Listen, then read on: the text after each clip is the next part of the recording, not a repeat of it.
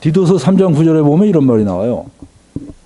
그러나 어리석은 변론과 족보 이야기와 분쟁과 율법에 대한 다툼을 피하라. 이것은 무익한 것이요 헛된 것이니라. 어떤 사람이 이걸 빌어갖고 예수님 족보 이야기 하지 말라고 그러더라고요. 그래서 내가 참 사람들 어쩜 이렇게 성경을 미련하게 해석할까. 그 사람은 아마 이럴 사람입니다. 딸아이가 죽어서 슬퍼하고 있는 사람한테 성경에 항상 기뻐하라고 그랬어요. 그런 말하고 똑같아요. 여러분들 너무나 우리가 성경을 이 단편적이고 그냥 제대로 적용을 못하고 아는 경우가 참 많이 있습니다. 여러분들 예수님의 족보가 연구해야죠. 굉장히 중요합니다. 예수님의 족보. 예수님의 족보는 왜 중요하냐? 여러분들 예수님의 족보에 대해서 예수님의 족보는 여기에 해당이 안 되죠. 이 어리석은 변론과 족보 이야기하지 마라. 여기에 예수님 족보 해당이 안 됩니다. 이거는 그 당시에 그 유대인들이 매일 자기 조상이 누구냐 따져서 순수혈통 자랑하고 그 다음에 뭐 이런 여러 가지 구약에서 이런 여러 가지 족보 따지는 문제 이런 것들에 대해서 쓸데없는 얘기 하지 말라는 거죠. 그리고 그 다음에 그런 것에 대해서 경고한 거지 예수님의 족보를 경고한 게 아닙니다. 예수님의 족보는 연구 대상입니다. 왜냐? 예수님의 족보를 살펴보면 그게 이 하나님의 예언하신 거에 성취라는 거예요. 그래서 우리가 예수님 족보를 한번 보면 마태복음 1장 1절에 제일 처음에 나오는 구절이 이겁니다. 아브라함과 다윗의 자손 예수 그리스도의 계보다 이렇게 나와요. 근데 이 예수님의 조상이 굉장히 많은데 왜 아브라함과 다윗 이렇게 탁 땄을까요?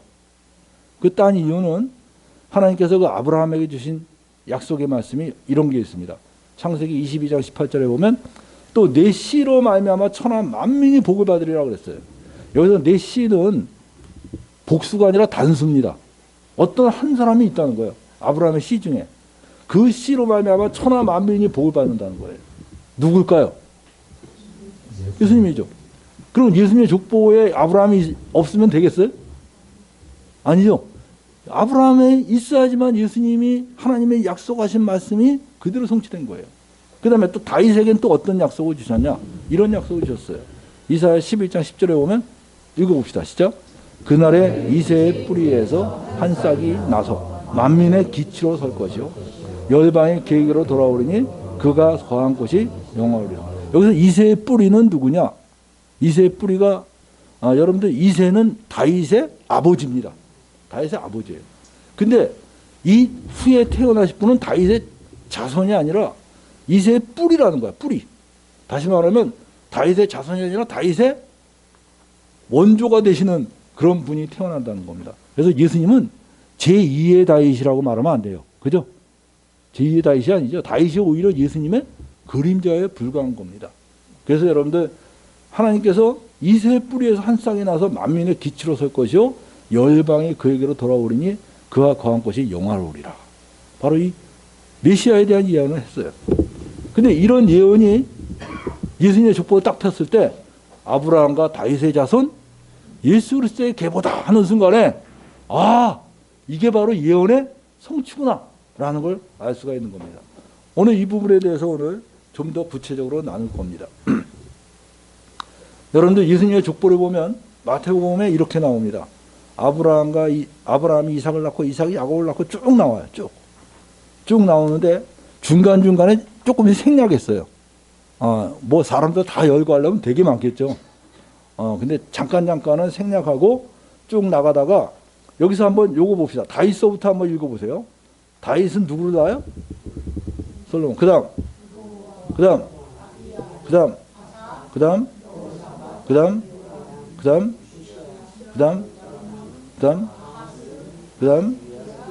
므낫세, 아몬.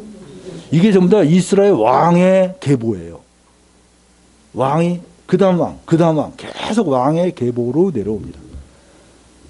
그리고 맨 끝에 왕이 누구냐? 요시야 다음에 왕이 누구죠? 요시야. 그 다음에 누구예요? 예? 여고냐라고 나와요. 여고냐가 바로 요시야 다음의 왕입니다. 여러분들 원래 요시야는 굉장히 정직한 왕이었지만 이미 요시아가 다스릴 당시에 굉장히 그 이스라엘이 타락을 했기 때문에 하나님이 너는 정직해서 너는 평안히 가게 해주겠지만 그러나 결국은 이 유다가 바벨론에 의해서 멸망할 것에 대해서 하나님이 경고를 하셨어요. 근데 이 요시아가 굉장히 하나님을 잘 섬겼는데 요시아가 이집트 왕한테 칼에 맞아서 죽어요. 그러니까 요시아의 아들들이 보니까 어때요? 하나님 잘 섬겨봤자? 예? 하나님 잘 섬겨봤자? 별 볼 일 없다. 이런 생각이 들었겠죠?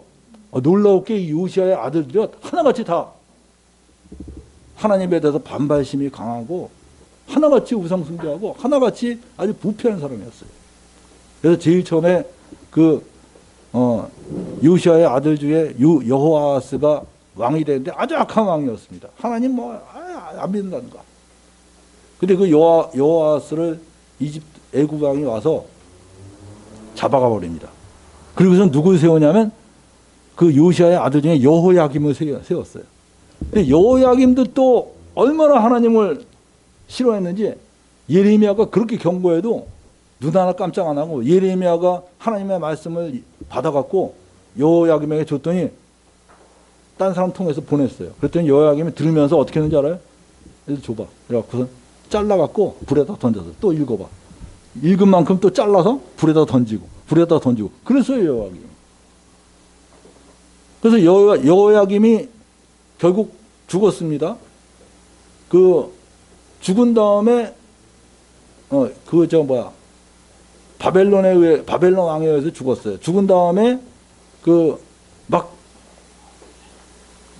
아들이 하나 있었는데 그 아들이 여고냐예요. 여고냐. 그러니까 어떻게 보면 여호야김이 생략된 겁니다. 이 요시아 다음에 여고냐. 근데 여고냐는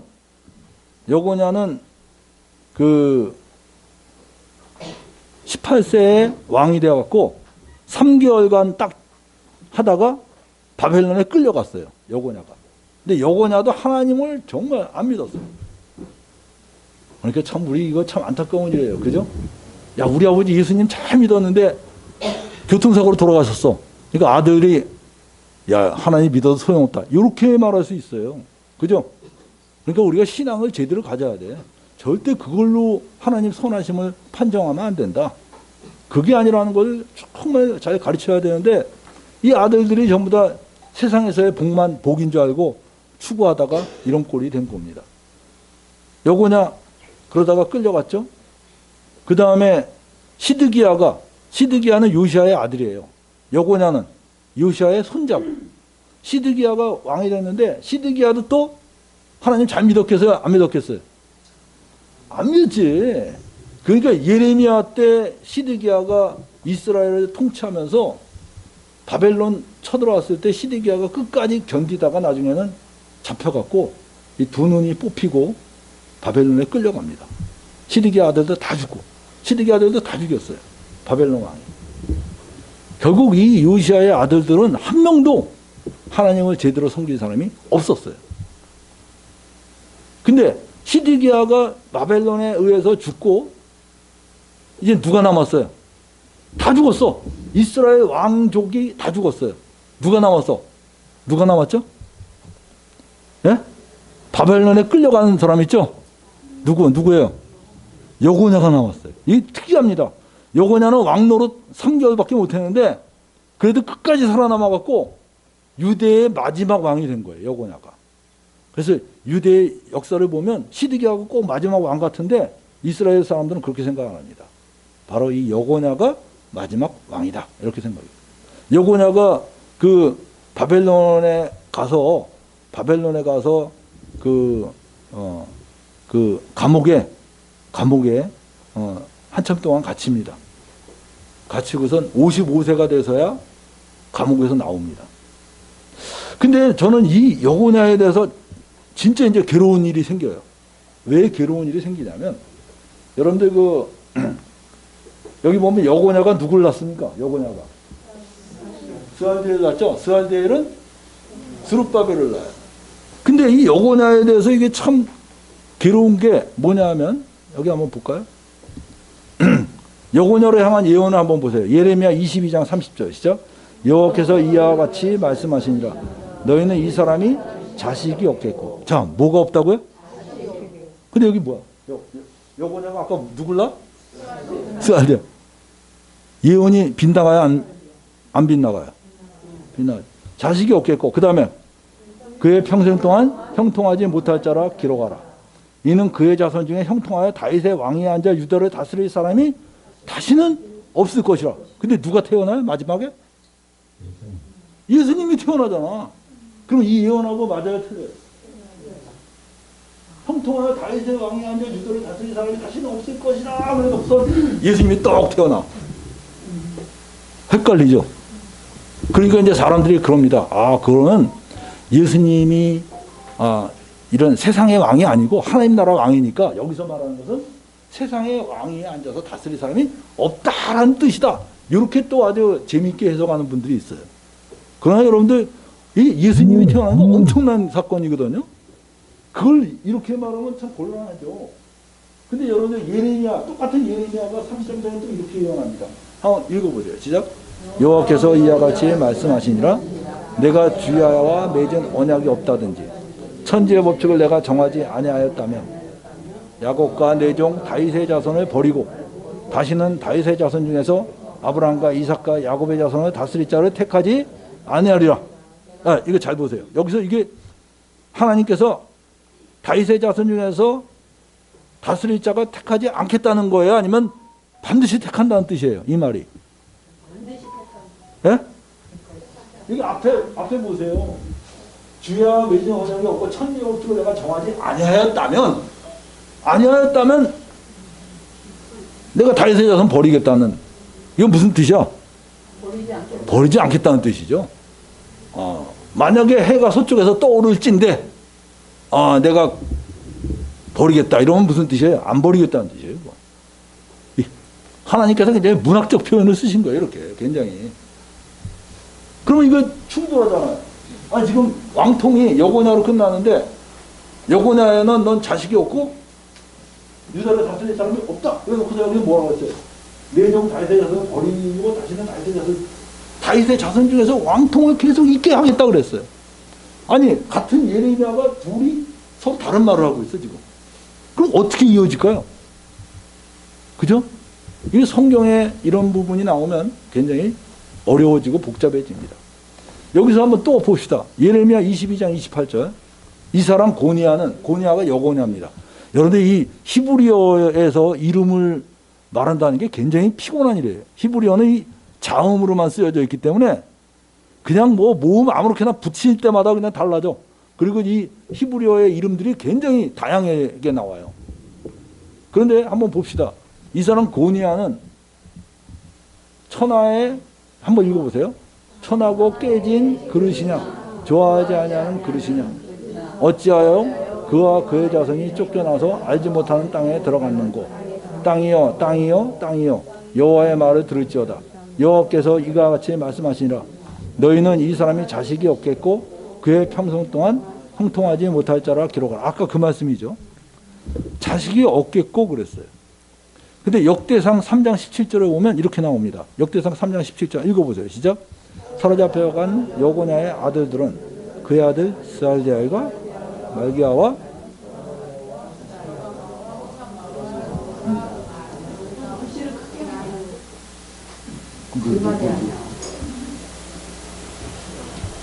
네, 글씨가 잘 안 보여요? 네, 글씨 좀 크게 안 돼요? 네, 그게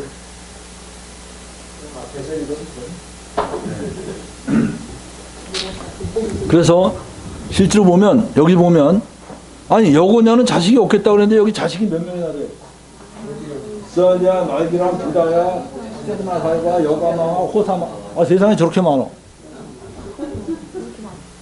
헷갈리지 않아요? 그러니까 이게 참 어떻게 되는 거예요?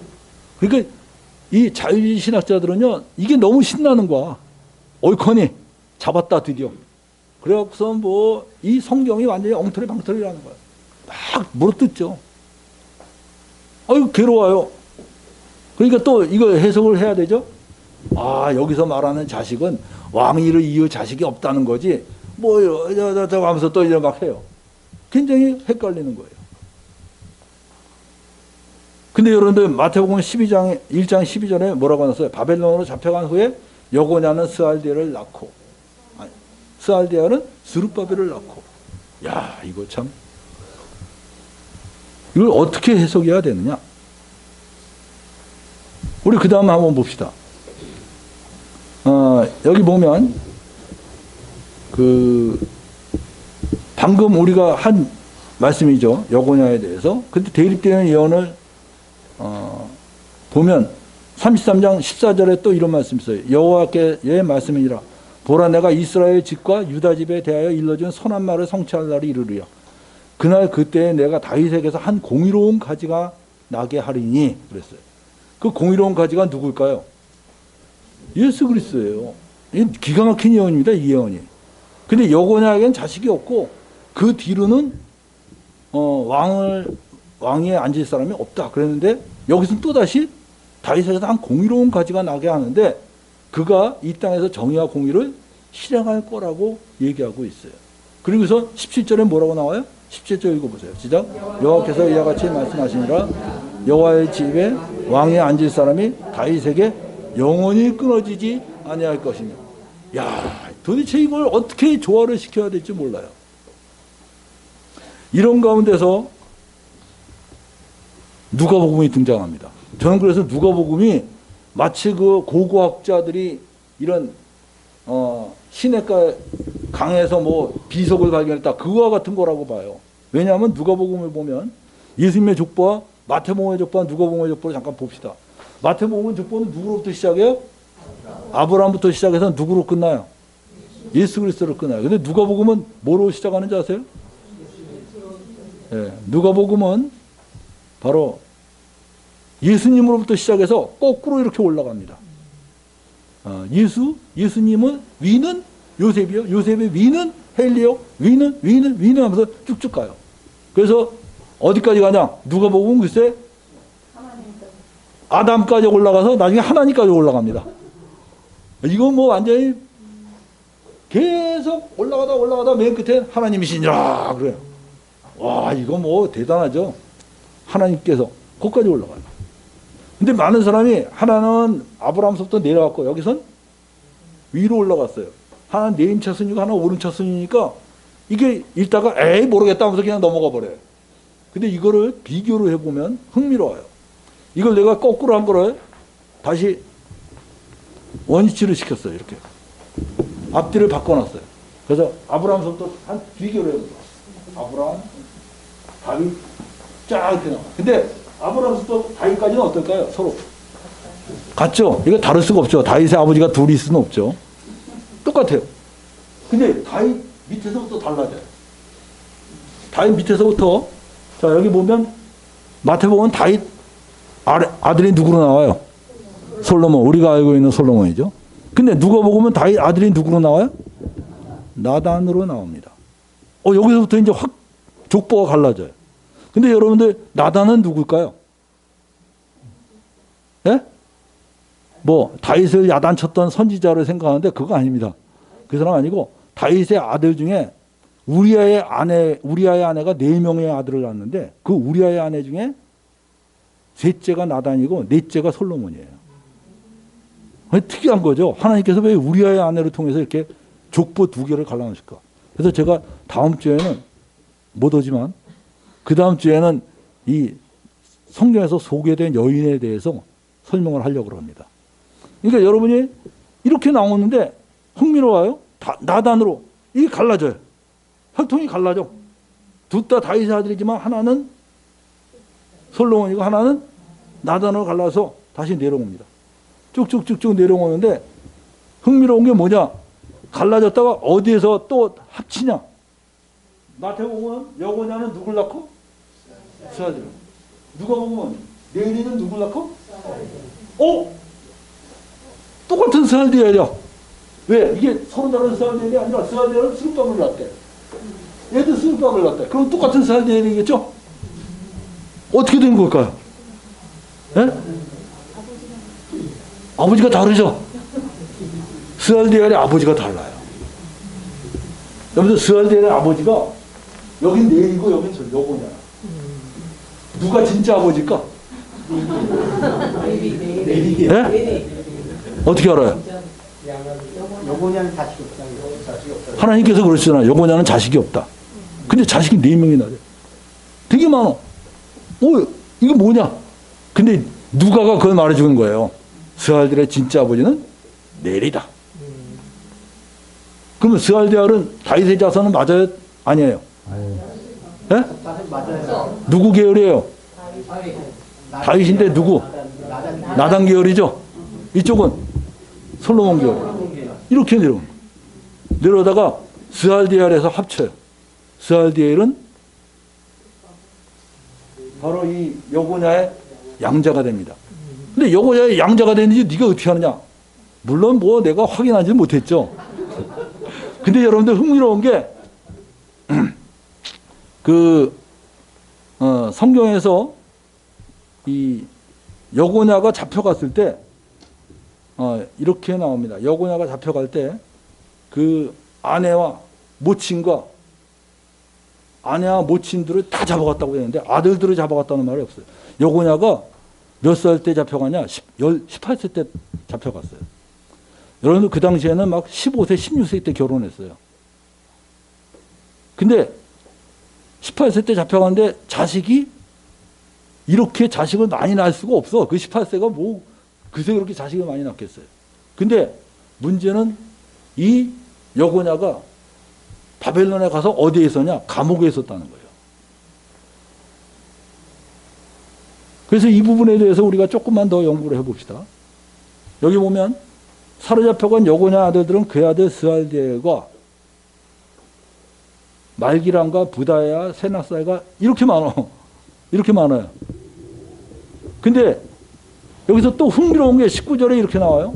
부다의 아들들은 스룹바벨과 또 이렇게 나와. 아니 스룹바벨 아버지가 이번엔 또 누구야? 스알디엘이 아니라 부다야. 야 이거 뭐 이렇게 헷갈리게. 근데 이거는 여러분들 이 성경의 기록상의 오역이라고 봐요. 내가 그래서 야 이거 뭐 이상하다. 왜 부다야? 그래서 이걸 주석가들은 이거는 그 형이 죽으면 동생이 대신 그 형수를 취해서 형의 이름을 잊게 한 그거 아니냐 이렇게 설명했는데 흥미로운 게 70인역을 제가 봤어요. 70인역을 봤더니 이거 뭐 헬라어 못 읽겠죠? 하이 휘오이 이렇게 나오는 것들 읽기가 어려울 거예요. 그죠? 하이 휘오이 살라시 저로바벨 이렇게 나오는 건데 읽기 어려울 거야. 근데 이걸 구글로 번역해 보면 이렇게 나와요. 스알디엘의 아들은 스룹바벨과 세무이요. 19절에 부다의 아들은 이렇게 나오는데 70인역에는 스알디엘의 아들이라고 딱 나옵니다. 그래서 성경에는 스룹바벨이 스알디엘의 아들이라는 것을 쭉 계속 말해주고 있어요. 근데 이런 식으로 해서 족보가 내려오는 거 알 수 있어요. 그래서 여러분들 이게 족보가 어떻게 된 거냐면 자 나단에서 시작해서 하나는 솔로몬에 시작해서 쭉 가다가 누구한테 합쳐져요? 스알디엘에서 합쳐져요. 그러니까 스알디엘은 한마디로 법적으로 왕통을 이어받았고 혈통적으로는 누구예요? 혈통적으로는 다윗의 혈통을 계속 이어받았는데 여러분들 이쪽 왕통 쪽에는 너무나 우상숭배도 많고 선지자도 죽이고 너무나 나쁜 사람들이 많아요. 근데 그쪽 혈통이 아니고 나단 뭔가 우리가 성경에서 드러나지 않았던 사람이면 이쪽 계열로 해서 내려온 사람이 이쪽에 양자가 딱 돼요. 그래서 둘이 합쳐져요. 그리고 스알디엘이 누굴 낳습니까? 스룹바벨을 낳아요. 이 스룹바벨이 이스라엘 백성들을 모두 데리고 어디로 오냐? 바벨론에서 예루살렘으로 돌아옵니다. 그래서 스룹바벨이 총독이라고 그러죠. 총독. 그래서 스룹바벨이 뭘 세우냐? 성전을 세워요. 그래서 우리가 제2성전은 뭐라 그러냐? 스룹바벨 성전이라고 그러죠. 제1성전은 솔로몬 성전. 그 다음에 스룹바벨 성전. 스룹바벨이 이거 세웁니다. 그러면서 이 스룹바벨에 의해서 이스라엘 백성들이 스룹바벨을 중심으로 하나가 되죠. 그러니까 일종의 다시 왕노릇을 한 거예요. 왕은 아니지만 왕노릇을 한 겁니다. 근데 흥미로운 게 예레미야 22장 24절에 뭐라 했어요? 여호와의 말씀이라 나의 삼으로 맹세하노니 유다 왕 여호야김의 아들 고니아가 나의 오른손에 인장반지를 하자면 내가 빼어서 너를 갈대아인 손에 던져줄 거다. 그렇게 말했어요. 이 반지를 빼어서 한마디로 하나님께서 너를 이제 내가 인친 존재로 생각하지 않겠다는 거예요. 근데 스룹바벨을 향해서 뭐라 그래요? 읽어보세요. 시작. 만군의 여호와가 말하노라. 스알데의 아들 내종 스룹바벨아, 여호와가 말하노라. 그날에 내가 너를 세우고 너를 인장으로 삼으리니. 이번에 스룹바벨은 뭘로 삼아요? 나의 인장으로 또 삼겠다는 거야. 그 빼버린 반지를 다시 찾아서 끼겠다는 거예요. 스룹바벨이 하나님께 받아들여졌어요. 그리고 이 스룹바벨이 자식을 낳는데 이 스룹바벨에게서 다시 또 갈라져요. 또 갈라져 갖고 하나는 마리아 쪽으로 가고 하나는 요셉 쪽으로 갑니다. 그러면 마리아가 자식을 낳았을 때 마리아는 누구의 자손을 낳은 거예요? 다윗의 자손이죠. 법통은 누구 법통을 이어받았어요? 바로 이 왕의 법통을 이어받은 거예요. 왜냐하면 스룹바벨이니까. 스룹바벨이 마지막 두 개를 합친 거거든요. 그 왕통을 그대로 이어받은 거예요. 그리고 법적으로는 요셉의 아들이잖아요. 그러니까 예수님은 성경에서 예언한 것이 그대로 다 이루어진 그런 분입니다. 여러분들 이게 굉장히 놀라운 거예요. 저는 그 누가라는 사람이 여러분들 성경을 기록한 사람이 다 유대인인데 누가만 이방인입니다. 누가가 굉장히 특이한 사람이에요. 그 사람이 사도 바울을 따라다니면서 의사인데 꼼꼼한 사람이에요. 그 사람이. 그래서 다 기록을 남기고 머리도 좋으니까 여기 의사가 그 당시 의사들은 다 외워야 됐잖아. 얼마나 이 암기력이 좋겠어요. 다 한 다음에 이 누가가 예수님의 족보에 대해서 알 때 아마 마리아로부터 이 족보 넘겨왔지 않을까 이렇게 생각이 돼요. 마리아가 살아있었으니까 그 당시에 찾아가서 족보 좀 하나 꺼내보십시오. 유대인들은 족보 굉장히 귀중하게 여겨요. 그 족보 쫙 뒤져보면서 쭉 써나간 거야. 근데 자기가 무슨 일을 하고 있는지 몰랐는데 알고 보니까 이 엄청난 하나님의 예언과 이 성취의 비밀을 누가는 신경 안 쓰고 썼는데 이게 그냥 누가복음에서 드러난 거예요. 할렐루야. 네. 그래서 여러분들 이 하나님께서 누가 마태의 이 족보를 통해서 하나님이 얼마나 신실하신 분인가. 하나님께서 그 말씀하신 것 단 하나라도 빗나갈 수 없다는 것을 하나님이 우리에게 보여주신 거예요. 여러분들 우리 스룹바벨의 아들들에 대해서도 우리가 보면 다윗에서 마태복음은 다윗에서부터 시작해서 솔로몬 쭉 나가다가 여고냐 스알디엘로 나갔는데 누가복음에는 다윗에서부터 시작해서 나단 해서 네리로 해서 스알디엘로 이렇게 나갑니다. 근데 여러분들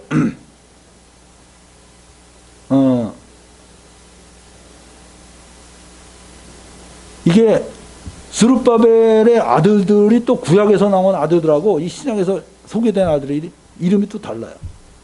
그 부분에 대해서는 정말 우리가 설명하기가 참 어려워요. 그 왜냐하면 이스라엘 백성들의 그 이름 같은 게 너무나 읽을 때마다 달라지는 이름이라 그런 여러 가지 부분도 있고 또 스룹바벨이 미처 알리지 못한 그 아들이 있었을지도 모르죠. 꼭 기록에 남지 않았다고 해도 그 당시에 자식을 많이 낳는 시대에 그럴 수 있어요. 그래서 여러분들 그 중요한 건 이 스룹바벨의 아들로 하나는 뭡니까? 마태복음은 누가 스룹바벨의 아들이? 스룹바벨이 아비웃을 낳고 이 아비웃계열로 해서 요셉이 낳고 예수가 나와요. 근데 누가복음은 뭡니까? 스룹바벨에서 누구 낳아요? 레사 계열로 해서 결국 이렇게 예수님이 태어납니다. 그래서 우리가 일반적으로 마태복음은 요셉의 족보고 누가복음은 마리아의 족보다라고 말하는 이유가 바로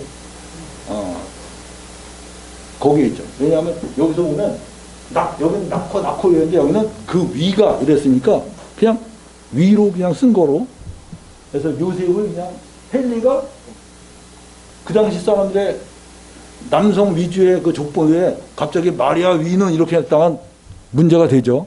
그래서 요셉 위로 이렇게 쓴 거라고 생각해요. 그래서 결국 예수님의 족보가 이걸로 이렇게 완성이 됩니다. 여러분들, 그래서 우리 누가복음을 통해서 예레미야 때 말씀하신 예언들이 이게 참 다 빗나가는 것 같았는데 알고 보니까 다 껴맞춰지는 걸 알 수 있어요. 야, 하나님의 말씀이 이렇게 대단한 거구나.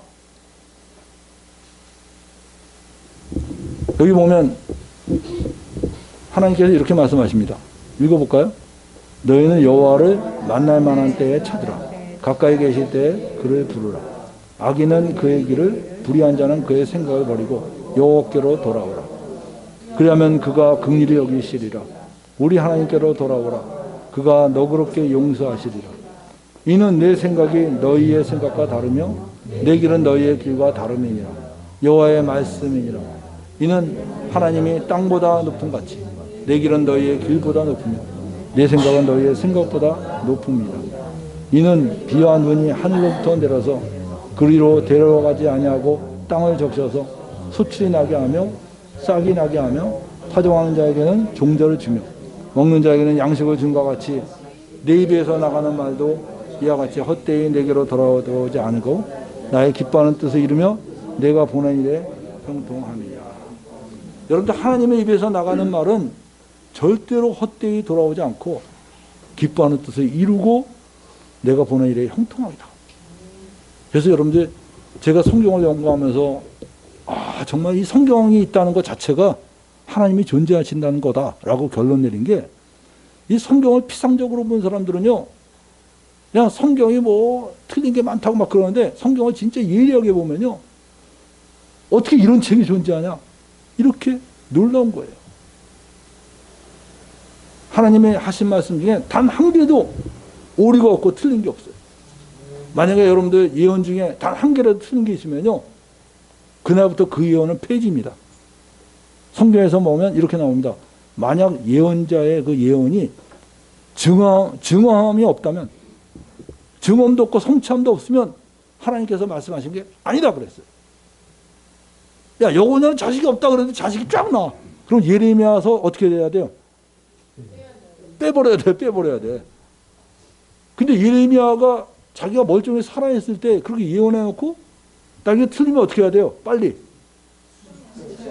지워야 되죠. 근데 안 지우고 그대로 내버려뒀어. 왜 그랬을까요? 근데 나중에 보니까 뭐야? 정말 그 말씀이 다 이렇게 맞는 거예요. 그래서 여러분들, 성경은 참 놀라운 말씀이다. 그래서 저는 성경의 예언들에 대해서 겁이 없어요. 왜 겁이 없냐? 이거 혹시 틀리면 어떡하지? 틀리면 사람들이 공격할 텐데. 옛날엔 그런 조바심이 있었어. 야, 이거 이런 거, 혹시 저 무신론자가 이거 발견하면 안 된다. 그래갖고서 막 감추려고 그러고. 이제는 그런 거 필요 없어요. 그냥 탁 공개. 뭐라고 공개해도 좋다. 이건 하나님께서 말씀하신 것은 반드시 이룬 거고, 아직 못 발견했다면 네가 발견 못한 거지 하나님이 틀린 게 아니다. 여러분들, 우리가 이렇게 하나님 말씀에 대해서 깊이 신뢰하고 믿고 따를 때 우리의 삶에 놀라운 역사가 일어나는 겁니다. 우리 기도하겠습니다. 하나님 아버지, 감사합니다.